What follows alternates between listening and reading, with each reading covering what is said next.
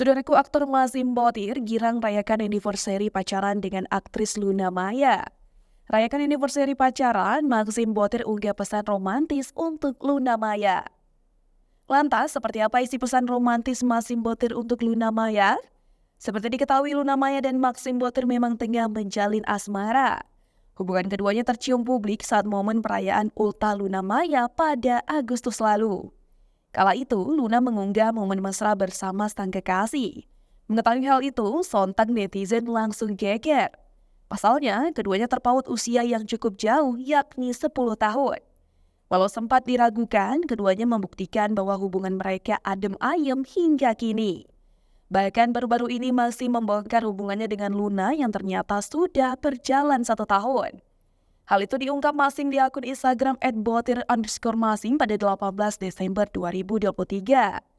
Di unggahan itu, Maxim mengunggah foto-foto Luna Maya. Foto-foto itu diambil saat Luna liburan dengan Maxim. Di foto pertama, Luna tampak berpose cantik di depan air terjun. Maxim juga memajang foto Luna saat liburan ke Jepang dan di sebuah danau. Bahkan, Maxim juga memamerkan foto-foto cantik Luna Maya saat tak menggunakan make up. Bersamaan dengan hal itu, Maxim menulis pesan super romantis untuk Luna Maya. Tulisan itu dibuat Maxim untuk merayakan 1 tahun anniversary pacaran dengan Luna. Melihat postingan sang pacar, Luna pun shock dan berterima kasih.